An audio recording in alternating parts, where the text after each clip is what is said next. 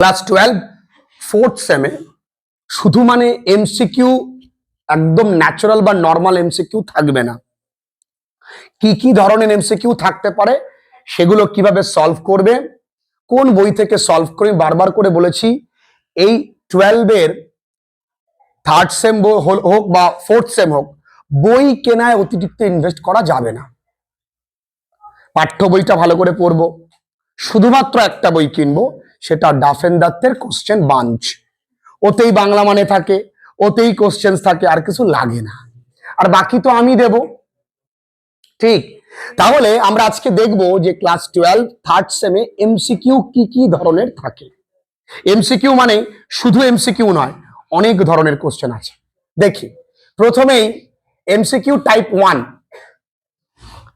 Choose the correct answer from the alternative given. এখান থেকে আমরা 5টা করব, পুরো গল্পটা আমরা পড়েছি, খুব ভালো করে বুঝেছি। Where does the narrator meet the young girl in the story? On a crowded bus stop, in a bustling marketplace. আমরা যখন পড়ব প্রতিটা অপশনস পড়ব।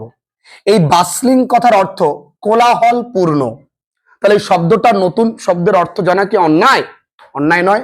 তাহলে বাসলিং শব্দটা আমরা খাতায় লিখে নেব, লিখে নিয়ে বাংলা মানে লিখে নেব কোলাহল পূর্ণ। Recently WB SSC group C একটা পরীক্ষা হয়েছিল। কি হয়েছিল? SSC group C. সেখানে একটি শব্দ দিয়েছিল বিইএনই ভিওএলইএনটি। এই শব্দের উচ্চারণ কি? বেনিভোলেন্ট। এর বাংলা মানে কি? দয়ালু। এর ইংরেজি মানে কি? কাইন্ড। তোমরা লক্ষ্য করে দেখবে আমি ক্লাস 10-এ তোমাদেরকে এই শব্দটা লিখিয়েছিলাম বা পড়িয়েছি। আমি যা করাবো তা চাকরির পরীক্ষাতেও কাজে লাগবে। আরেকটা ছোট্ট কোশ্চেন ছিল, হি রানস ফাস্ট। এইখানে এই ফাস্ট এটা কোন ধরনের পার্টস অফ স্পিচ? এটা ভার্ব না অ্যাডভার্ব না অ্যাডজেক্টিভ? এটা কিন্তু একটা অ্যাডভার্ব, অ্যাডভার্ব অফ ম্যানার। সে কিভাবে দৌড়ায়। এই ফাস্টের অপোজিট কিন্তু স্লোলি। যদি স্লোলি দিত আমরা চট করেই পারতাম, কারণ এলওয়াই থাকলে আমরা জানি এটা অ্যাডভার্ব হয়। কিন্তু আমি এমন কিছু অ্যাডভার্ব আছে, আমি তোদের বলেছি, আমি ছোটদেরকে বলি যে এমন কিছু অ্যাডভার্ব আছে যেগুলো এলওয়াই থাকে না, সেগুলো অ্যাডভার্ব ম্যানার, যেমন ফাস্ট, ওয়েল, হি ড্রজ ওয়েল। তো আমি এই জন্যই বলি যে প্রত্যেকটা জায়গা এডুকেশন বা শিক্ষা কোনোদিন ফেলনা যায় না। তোমার কাজ কি? এইটুকুনি সময় তুমি একটু ভালো করে যদি পড়ো, এইটুকুনি আমাকে সময় দাও, তোমার রেজাল্ট শুধু নয় গোটা জীবনটাই ভালো করার দায়িত্ব আমার। শুধু আমার কথা মেনে চলো।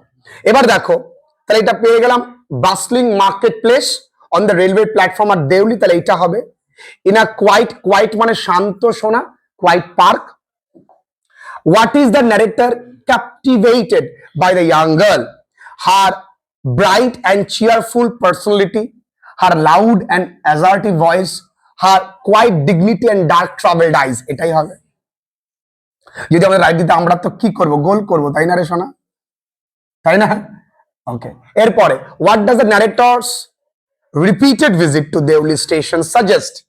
রিপিটেড ভিজিটটা কি সাজেস্ট করে? দেখো, এটা কিন্তু ডাইরেক্টলি কোশ্চেন দেয়নি, এটা কিন্তু বোধমূলক এমসিকিউ, তোমাকে থট প্রভোকিং এমসিকিউ বলা হয়। দেখিনি, he needs to catch the train there frequently না। আচ্ছা, এই ধরনের ক্ষেত্রে এলিমিনেশন প্রসেসটা মেনটেন করবে, অর্থাৎ এলিমিনেশন প্রসেস কি? যেগুলো হচ্ছে না আগে বাদ দাও, তাহলে যেটা থাকবে ওটাই হবে। তাহলে এটা তো হচ্ছে না। হি enjoys the scenery of the place. দেখো, সিনারি সবাই উচ্চারণ করে, কিন্তু তুমি তোমার বন্ধুদেরকে প্রশ্ন করবে যে সিনারি বানান কি, দেখবে অনেকেই পারে না সিনারি বানানটা কি। He hopes to meet the young girl again, এটাই হবে। He has business dealing in the town. আচ্ছা, what is the narrator's primary motivation for visiting Deoli station? দেখো, এটাও সরাসরি দেয়নি। He needs to catch a specific train departing from there. এই departing কথার অর্থ ছেড়ে চলে যাওয়া। ডিপার্ট মানে কি? ছেড়ে চলে যাওয়া। আর ডিপার্টের পাশে একটা শব্দ লিখি অ্যাপার্ট, অ্যাপার্ট, তাই না? তাই তো, এই অ্যাপার্ট মানে দূরে, বুঝলি না? অ্যাপার্ট ফ্রম, দূরে। আচ্ছা, তাহলে এর উত্তর কি হতে পারে? He enjoys the bustling atmosphere of the railway platform. দেখো বাস্টলিং শব্দটা একবার জানলে কাজে লাগলো, কোলাহলপূর্ণ এটাও নয়। He hopes to encounter the young girl again, এটাই। এনকাউন্টার মানে গুলি করা না, কিন্তু এনকাউন্টার মানে মুখোমুখি সাক্ষাৎ, না যে সে এনকাউন্টারে মারা গেছে, এনকাউন্টার মানে গুলিতে মারা যায়নি, তার মুখোমুখি তার সঙ্গে ইনফ্লিক্ট হয়েছে। ইনফ্লিক্ট মানে লড়াই, ঠিক আছে? হ্যাঁ, এনকাউন্টার মানে গুলি করে দিয়েছে গো, এখানে সে আশা করেছিল গুলি করে দেবে, এটা তো হবেই না। যদি দেখেছি এনকাউন্টার মানে গুলি করে হবে না, তাহলে এটা what physical characteristics of the young girl draws the narrator's attention? তার কোন দৈহিক characteristics? Bright and colorful clothing না, her warm and friendly smile, her dark and troubled eyes। তাহলে এই ধরনের কোশ্চেন থাকতে পারে, একটা ধরন, পুরোটা তোমাদের বাড়ির কাজ থাকবে কিন্তু, ঠিক আছে? আবার দেখো এখানে দাও কিছুটা বোধমূলক প্রশ্নও থাকতে পারে, কেমন? The story is told from the perspective of. এই গল্পটা বলা হয়েছে কার পার্সপেক্টিভ থেকে? ভালো করে বুঝবে। The girl who sells basket, the station master at Deoli, the young man on the train, a fellow passenger on the train. বলো তো দ্য স্টেশন। একটু ভালো করে তোমাদের বুঝতে হবে যে এই গল্পটায় ফার্স্ট পার্সন ন্যারেটিভ না সেকেন্ড পার্সন ন্যারেটিভ না থার্ড পার্সন ন্যারেটিভ। এই গল্পটায় লক্ষ্য করো, এটা কিন্তু ফার্স্ট পার্সন ন্যারেটিভ, অর্থাৎ আই দিয়ে বলা আছে। তাহলে এখানে আই মানে কি? The young man on the train, অধিকাংশ সি হচ্ছে না রে। ওয়াই অ্যাকর্ডিং টু ইউ, তোমাকে প্রশ্ন করছে, did the narrator buy a basket from the girl? এর কিন্তু উত্তর কোনো গল্পে নাই। He wanted to give it to his grandmother, জীবনে না। He wanted to please the young girl, দেখছি। He needed to basket in his own college host, না। হিজ ওল্ড বাস্কেট, না। তাহলে ইন দিস কেসেস আমরা কিন্তু এলিমিনেশন প্রসেসটাকে ইউজ করব। এই জন্য গল্পের পাশাপাশি যেগুলো বলি আমি, সেগুলো কিন্তু খেয়াল করতে হয়। দ্য ট্রেন, আমি র্যান্ডমলি করছি, কত রকম কোশ্চেন থাকতে পারে। The train reach Deoli at 5 o'clock, না about 5 in the evening, না about 5 in the morning? এখানে চট করে 5 o'clock হয়েছে। আমি তোমাদের আগেও বলেছি ও এর পরে কেন কমা থাকে। এই ও এর পরে কমা থাকে কারণ ও এইটা মানে অফ, যদি উচ্চারণটা অফ না, উচ্চারণটা অব, আর এইটাকে বলা হয় ডিসগাইজড প্রেপোজিশন। এতবার করে বলছি, কোনো না কোনো চাকরি পরীক্ষায় চলে আসবেই। আচ্ছা, তাহলে গেল, এই ধরনের কোশ্চেন থাকতে পারে। তারপরে কোশ্চেন থাকতে পারে ফিল ইন দ্য ব্ল্যাঙ্কস, শূন্যস্থান পূরণ। সেম জিনিস, এমসিকিউ থাকবে, শুধু শূন্যস্থান পূরণ করতে হবে। কি বলেছে? I would leave the plains early in কি? May and return late in July. এখানে কিন্তু গুলিয়ে ফেলো না, সব জায়গায় যদি মে আর জুলাই দিয়ে দেয় তুমি কিন্তু গুলিয়ে ফেলো, কোনটা আগে লাগে মে, তাহলে হিসাব রাখবা তুমি। হ্যাঁ, মে জুন জুলাই, তার আগে মেই হবে তারপরে জুলাই হবে, আগে ফিরে আসবো তারপরে যাবো, এমন তো নয়। The girl claimed that the baskets were made of finest কি? ক্যান নয়, কেন। ও বাবা, কেন মানে বেত। কেন মানে কি বললাম শোনা? The narrator came to know that the previous station master had been transferred in the past কি? Week. A new post, তাই না শোনা? এরপরে কি বলেছে? When she saw me, she smiled. She was pleased that I remembered her. এখানে কিন্তু confused থাকতে পারো। রেকগনাইজ মানে চিনতে পারা হচ্ছে না, রিয়েলাইজ মানে বুঝতে পারা নয়। রিকল্ড আর রিমেম্বার্ড এর মধ্যে কিন্তু একটা ব্যাপার আছে। রিকল্ড মানে স্মরণ করা, রিকল মানে স্মরণ করা, আর এখানে মনে করা, দুটো কিন্তু আলাদা। তাহলে এই ধরনের এমসিকিউ থাকতে পারে, অর্থাৎ শূন্যস্থান ওরিয়েন্টেড। এটা কিন্তু বাড়ির কাজ থাকছে, আমি পিডিএফটা দিয়ে দেবো। তবে কিছু কিছু ছেলে মেয়েদের আমি গ্রুপ থেকে বের করব। সবাইকে তো রাখা সম্ভব নয়। এবার টাইপ সি দেখতে পাচ্ছ, কলাম ম্যাচিং। এই কলাম ম্যাচিং থাকতে হবে, সেক্ষেত্রে কিন্তু ওয়ার্ড নোটস গুলো ভালো করে পড়তে হবে। আচ্ছা, শলটা thrown across the girl's shoulder. A kettle boiling over. দেখো এক্ষেত্রে শর্টকাট ট্রিক্স কি জানো? তুমি দুটো সর্বোচ্চ মেলাও, তাহলে একের ডি দুয়ের সি। তাহলে একের ডি কোথায় আছে দেখো তো, একের ডি একের ডি সবকটাই আছে, একটাই নেই, তাহলে এটা হচ্ছে না, হয়ে গেল বাদ। একের ডি আর দুইয়ের সি এইটা, তাহলে সর্বোচ্চ তুমি দুটো মেলাবা। এবার দেখো যদি দুটোর জায়গায় তিনটে মেলাতে হয়, কিন্তু চারটে মিলাতে যাবা না, তাহলে কনফিউজ হবে। কারণ দেখো এগুলো সবটাই একরকম দেখতে, কারণ উত্তর নেই, শুধু দাগ নাম্বার, তো তুমি কনফিউজ হবে। এদিক তাকা বাবা Subid, you R good boy, এদিক তাকাতে হবে। আচ্ছা, গ্র্যান্ড মাদার কি করেছে? গ্র্যান্ড মাদার কোথায় থাকে? ধেরায় থাকে না? দ্য ন্যারেটর কোথায় থাকে? দিল্লি থাকে। The basket seller girl Deoli station. The station master, না সরি ভুল হচ্ছে, দ্য বাস্কেট সেলার গার্ল হচ্ছে দেউলি ভিলেজ। আর তাহলে এখানে আমি সর্বোচ্চ একের বি আর দুয়ের ডি, তাহলে একের বি দুয়ের ডি, এটাই হবে উত্তর। একের বি দুয়ের ডি আর কোথাও নেই,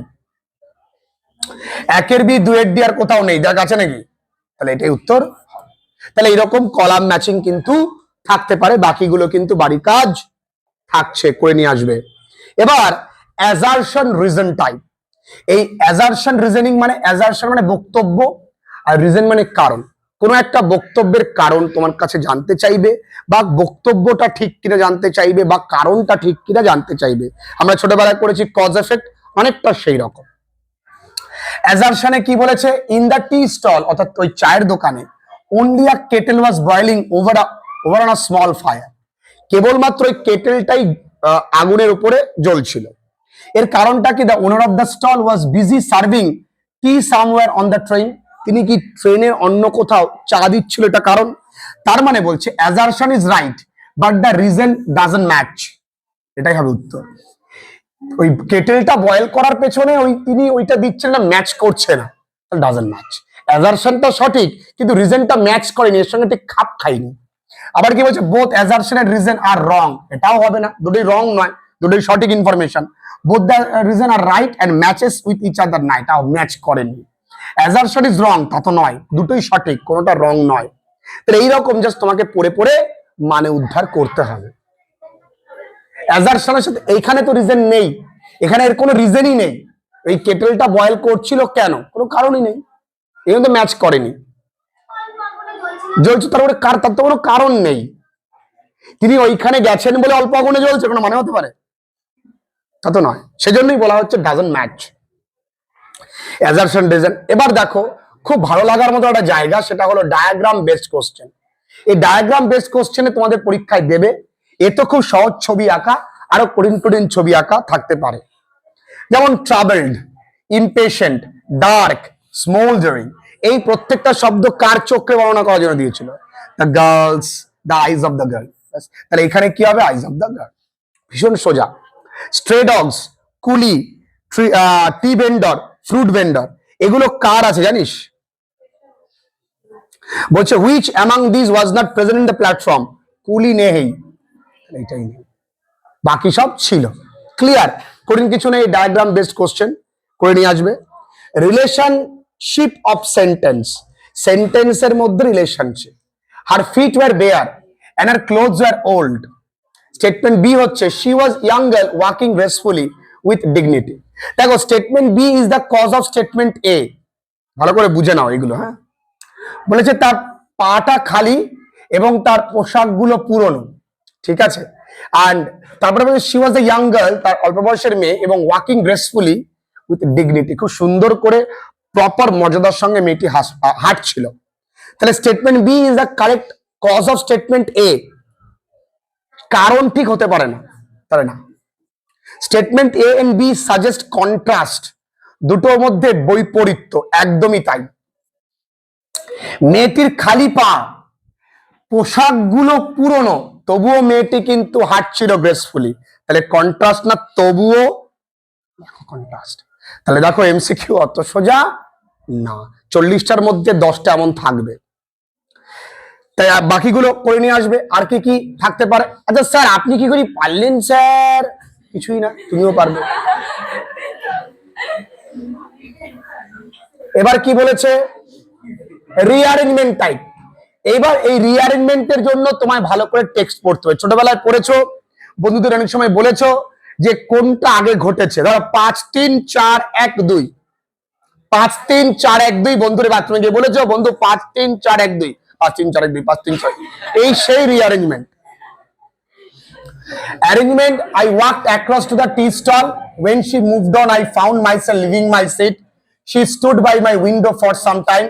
Going to the carriage where I stood waiting on the platform. এখানে কোনটা আগে হয়েছে, যেটা আগে যেটা এক, এটা পরে দুই, এরকম করে তোমাকে মেলাতে হবে। ঠিক আছে, এটা তুমি নিশ্চয়ই পাঠটা পড়লে পারবে, বাড়ির কাজ থাকলো। এবার কি ট্রু অ্যান্ড ফলস কোশ্চেন, এটা ভীষণ সোজা। চুজ দ্য ট্রু স্টেটমেন্ট, এখানে কোনটা সঠিক সেটাই খুঁজে নিতে হবে। The narrator expected that her grandmother would be displeased, এটা false. He reached Dhera earlier than usual, true. He departed Dhera later than usual, not a false. Grandmother was pleased for his early departure, তাহলে এটাই। সে কিন্তু ধেরায় পৌঁছেছিল আগের তুলনায় অনেক আগে। এখানে এবার দেখো কেস বেস স্টাডিজ, এটা কিন্তু বেশ কঠিন, এটা ভালো করে বুঝতে হবে কেস বেস স্টাডিজ কি। দেখো, but I will never break my journey there, it may spoil my game. একটু আগে আমি পড়ানোর সময় বলেছিলাম ভালো করে গোল করে লাইনটা। এখানে গেম বলতে কি বোঝানো হয়েছে, তোমাকে বুদ্ধি কাটাতে হবে। The game of playing hide and seek with the girl, কোনদিন না। The game of gazing about the girl, দেখি আর পেয়ে গেছি। The game of hoping and dreaming about the girl. তার মানে প্রতিটা ক্ষেত্রেই তোমায় কিন্তু ভালো করে পাঠ্যটা পড়তে হবে। তাহলে দেখতে পাচ্ছ এমসিকিউ, শুধু এমসিকিউ নয়, যারা ক্লাসেস করছো তোমরা তো পিডিএফ পেয়েই যাবে, তবে এটা প্রিন্ট আউট করে নিয়ে এগুলো সলভ করবে। যে জায়গায় যে শব্দগুলো তোমার কাছে অজানা তুমি আমায় জিজ্ঞাসা করতে পারো, বা তুমি নিজে দেখে নিয়ে লিখে নিতে পারো, তাহলে শব্দ ভান্ডারটা আস্তে আস্তে বাড়বে। এখন থেকে ট্যাকটিক্স ফলো করো, টেকনিক ফলো করো, দেখবে তোমার রেজাল্ট ভালো হবে। তাহলে আজকে ক্লাসটা এই পর্যন্তই থাকলো। আগামী দিন পড়া থাকবে the night to night Deoli সম্পূর্ণটা, আর এটা বাড়ির কাজ। আজকে ক্লাস এই পর্যন্ত থাকলো। ক্লাস ভালো লেগেছে? 10-এ কত পাবো আমি? 10-এ 10 পাবো? 11 বলছে কে কে? ডিপার্চার মানে ছেড়ে যাওয়া, আর অ্যাপারচার মানে ঢোকা। ঠিক আছে, টাটা।